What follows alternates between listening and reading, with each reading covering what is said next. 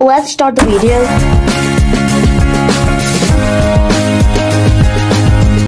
నమస్తే అండి, అందరూ ఎలా ఉన్నారు? ఎవరైతే ఈ సెప్టెంబర్ ఇంటేక్ కి క్వీన్స్ యూనివర్సిటీ కానీ, అలాగే అల్స్టర్ యూనివర్సిటీ కానీ, స్ట్రాన్మిల్ యూనివర్సిటీ కానీ ఎవరైతే బెల్ఫాస్ట్ వస్తున్నారో వాళ్ళకి నాకు తెలిసిన కొన్ని విషయాలు షేర్ చేద్దామని చెప్పి వీడియో చేస్తున్నాను. ఈ బెల్ఫాస్ట్ అనేది పార్ట్ ఆఫ్ ది యూకే కాబట్టి యూకే వచ్చే వాళ్ళకి కూడా ఈ వీడియో యూజ్ అవుతుంది.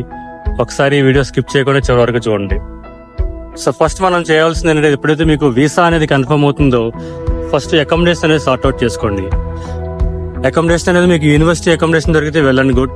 ఇన్ కేసు అకామిడేషన్ దొరకలేదంటే కనుక మీరు అట్లీస్ట్ టెంపరీగానే అకామిడేషన్ బుక్ చేసుకుని అయితే మీరు టికెట్ బుక్ చేసుకోండి.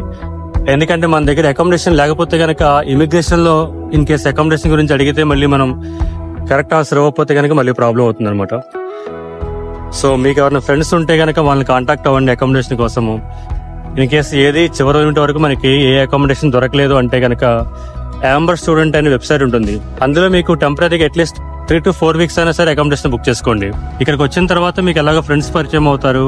అలాగే మీకు ఎక్కడైతే అకామిడేషన్ అవైలబిలిటీ ఉందో ఇన్ కేసు ఏమైనా తెలిస్తే కనుక మీరు ఆ రూమ్ గానే చేంజ్ అవ్వచ్చు. సో అకామిడేషన్ సార్ట్అవుట్ అయిపోయిన తర్వాత నెక్స్ట్ మీరు ఫ్లైట్ బుక్ చేస్తారు కదా. సో ఫ్లైట్ బుకింగ్ అయితే నేను సజెస్ట్ చేసేది అయితే కనుక మీరు డైరెక్ట్ గా ఎయిర్లైన్ వెబ్సైట్ నుంచే ఫ్లైట్ అనేది బుక్ చేసుకోండి. థర్డ్ పార్టీ యాప్స్ నుంచి బుక్ చేసుకోవద్దు. అలాగే మీరు బెల్ఫాస్ట్ వస్తుంటే కనుక మీకు కనెక్టింగ్ ఫ్లైట్ కి మినిమం 3 hours గ్యాప్ ఉందో చూడండి. ఎందుకంటే మనకి హైదరాబాద్ లో 7:30కి ఉంటుంది ఫ్లైట్. అది లండన్ హీత్రోకి వచ్చేసరికి 1:32 అవుతుంది యూకే టైం ప్రకారం. సో మనకి వచ్చిన తర్వాత మనకి ఒక ½ an hour అనేది మనకి గేట్ చేంజ్ అవ్వడం టైం పడుతుంది. సో ఒక్కొక్కసారి ఇమిగ్రేషన్ లో కూడా చాలా క్యూ ఉంటుంది. సో ఇన్ కేసు మనకి వచ్చే ఫ్లైట్ ఒక ½ an hour 1 hour డిలే అయినా సరే, ఇమిగ్రేషన్ లేట్ అయినా సరే, మనకి కనెక్టింగ్ ఫ్లైట్ అనేది మినిమం 3 hours ఉంటే కనుక మనకి ఇబ్బంది లేకుండా ఫ్రీగా ఉంటుంది అనమాట. సో యూకే వచ్చిన తర్వాత మనం ఫస్ట్ చేయాల్సిన పని వెళ్ళి మన బీఆర్పీ కార్డుని కలెక్ట్ చేసుకోవడం. సో మీకు వచ్చిన ఇమిగ్రేషన్ లెటర్ లో మీ బీఆర్పీ కార్డు అనేది ఏ పోస్ట్ ఆఫీస్ కి వస్తుందో వాళ్ళు మెన్షన్ చేసి ఉంటుంది. సో మీరు మీ పాస్పోర్ట్ తీసుకుని వెళ్ళి ఫస్ట్ మీరు బీఆర్పీ కార్డు అనేది కలెక్ట్ చేసుకోండి. సో బీఆర్పీ కలెక్ట్ చేసిన తర్వాత నెక్స్ట్ మనం చేయాల్సింది బ్యాంక్ అకౌంట్ ఓపెన్ చేయడం. సో ఈ బ్యాంక్ అకౌంట్ కావాలంటే మనం ఆన్లైన్ బ్యాంకింగ్ కూడా అకౌంట్ ఓపెన్ చేసుకోవచ్చు. మోన్జో, రివాల్ట్ ఇలాగ ఆన్లైన్ బ్యాంకింగ్ ఆప్షన్స్ ఉన్నాయి మనకి.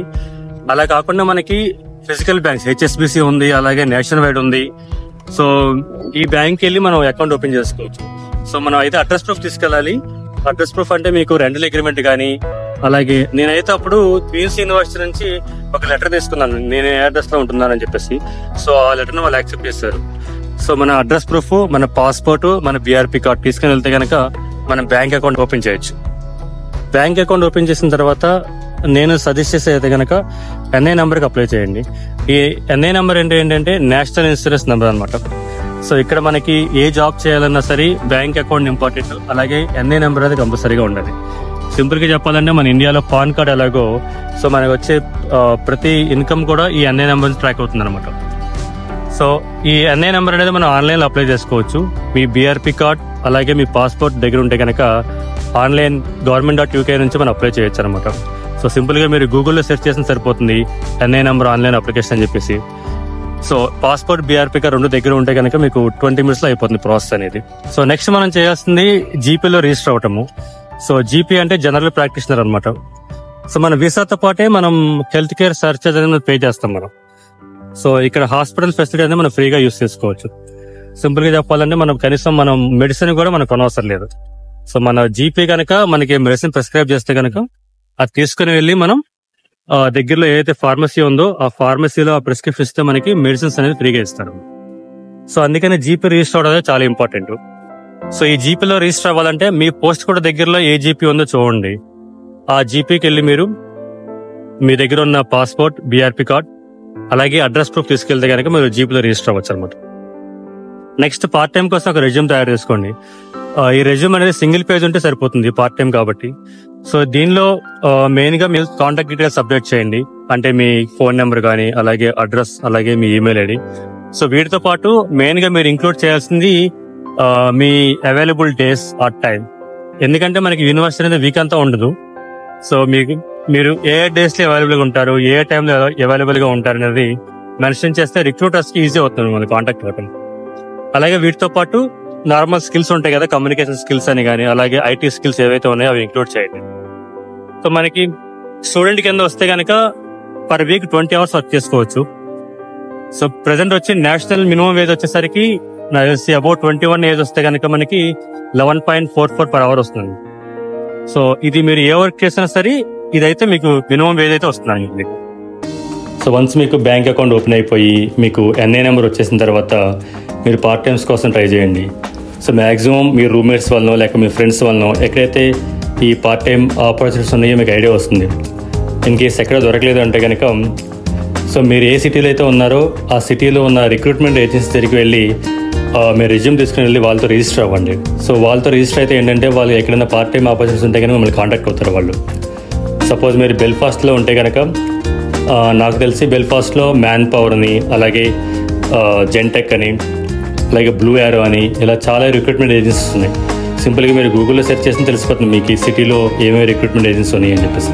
సో వాళ్ళ దగ్గరికి వెళ్ళి వాళ్ళతో రిజిస్టర్ అయితే కనుక మీకు పార్ట్ టైం అనేది త్వరగా దొరికే అవకాశం ఉంటుంది అనమాట. నా సజెషన్ వచ్చేసరికి మీరు వీక్కి 20 hours కన్నా ఎక్కువ వర్క్ చేయొద్దు మీరు. ఎందుకంటే మీరు ఖాళీగా ఉన్నప్పుడు మీరు 20 hours కన్నా ఎక్కువ వర్క్ చేస్తే మీకు ప్రతి ఇన్కమ్ కూడా మీకు మీ ఎన్ఐ నెంబర్ ట్రాక్ అవుతూ ఉంటుంది అనమాట. సో మీరు ఎన్ని గంటలు పని చేస్తారు ఇవన్నీ కూడా దానిలో వచ్చేస్తుంది డీటెయిల్స్ మీకు. సో ఎప్పుడైతే మీరు వీసా రెన్యువల్కి వెళ్తారో మీరు 20 hours కన్నా ఎక్కువ వర్క్ చేస్తే కనుక మీ వీసాకి అబ్జెక్షన్ చేసే అవకాశం ఉంటుంది. సో అందుకని ఎప్పుడైతే యూనివర్సిటీ ఉంటుందో మీకు ఖచ్చితంగా మీరు 20 hours కన్నా ఎక్కువ వర్క్ చేయకుండా చూసుకోండి. అలాగే యూనివర్సిటీ హాలిడేస్ టైంలో మీకు ఫుల్ టైం చేసుకోవచ్చు అని చెప్పి అంటారు. సో నేను అది కూడా సజెస్ట్ చేయను.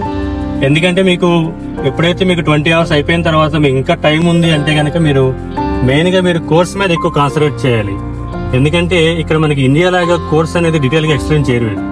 సో మాక్సిమం వీళ్ళు చెప్పేది అంతా కూడా పవర్ పాయింట్ ప్రెజెంటేషన్ లో ఉంటుంది అనమాట.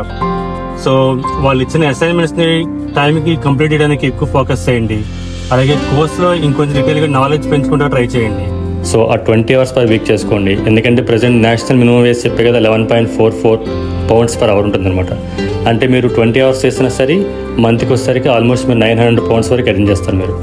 సో ఆ 900 pounds అనేది మీకు ప్రెసెంట్ ఉండటానికి సరిపోతుంది మీకు. అలాగే ఎంతో కొంతమంది మీరు జాగ్రత్త ఖర్చు పెట్టుకుంటే కనుక కొంతమంది అయితే సేవ్ చేయొచ్చు. ఇంకా ఫ్రీ టైం ఉంటే కనుక నేను సజెస్ట్ చేసేది లింక్డ్ఇన్ ప్రొఫైల్ క్రియేట్ చేయండి. మీ కోర్స్కి రిలవెంట్ ఇండస్ట్రీస్ ఏమైతే ఉన్నాయో యూకేలో కానీ ఐర్లాండ్లో కానీ ఆ ఇండస్ట్రీస్ని ఫాలో అవడం స్టార్ట్ చేయండి. ఆ ఇండస్ట్రీస్లో రిక్రూటర్స్ ఎవరైతే ఉన్నారో వాళ్ళని ఫాలో అవడం స్టార్ట్ చేయండి. సో ఇలా చేస్తే ఏమవుతుందంటే మీకు జాబ్ మార్కెట్ ఎలా ఉందని ఐడియా వస్తుందన్నమాట మీకు. ఇంకా ఫ్రీ టైంలో మీరు మనకి ఆన్లైన్ ప్లాట్ఫామ్లో సర్టిఫికేషన్ కోర్స్ అనేది అవైలబుల్గా ఉన్నాయి మనకి, అంటే లింక్డ్ఇన్లో కానీ ఎక్కడైనా సరే. సో కొన్ని జనరల్ సర్టిఫికేషన్ కోర్స్ ఉంటాయి. సపోజ్ మీకు అంటే లీడర్షిప్ స్కిల్స్ కానీ, పీపుల్ మేనేజ్మెంట్ కానీ, అలాగే మనకి లీన్ మేనేజ్మెంట్ గురించి అయితే కనుక మనకి 6 Sigma ఎల్లో బెల్ట్ అని కానీ ఇలాంటి సర్టిఫికేషన్ కోర్సెస్ కూడా మీ మెయిన్ మాస్టర్స్ అయ్యేలోపు ఇది కూడా ఫినిష్ చేసుకోండి.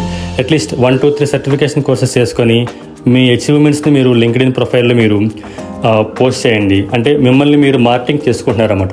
ఇలా చేస్తే ఏంటంటే మనకి రేపొద్దున జాబ్ సెర్చింగ్ అప్పుడు ఓన్లీ మీ కోర్స్తో పాటు ఈ సర్టిఫికేషన్స్ అనేవి కూడా మీకు ఒక అడ్వాంటేజ్ అవుతుందన్నమాట. సో ఇవన్నీ నాకు తెలిసిన కొన్ని విషయాలు షేర్ చేద్దామని చెప్పి వీడియో చేశాను. ఇన్ కేసు మీకు ఏదైనా డౌట్స్ ఉంటే కనుక ఒకసారి మన ఇన్స్టాగ్రామ్ పేజ్లో మెసేజ్ చేయండి. సో మ్యాక్సిమం నాకు తెలిసినంత వరకు నేను ఇన్ఫర్మేషన్ అయితే ప్రొవైడ్ చేస్తాను. మరొక వీడియోతో మళ్ళీ కలుద్దాం. అంతవరకు సెలవు.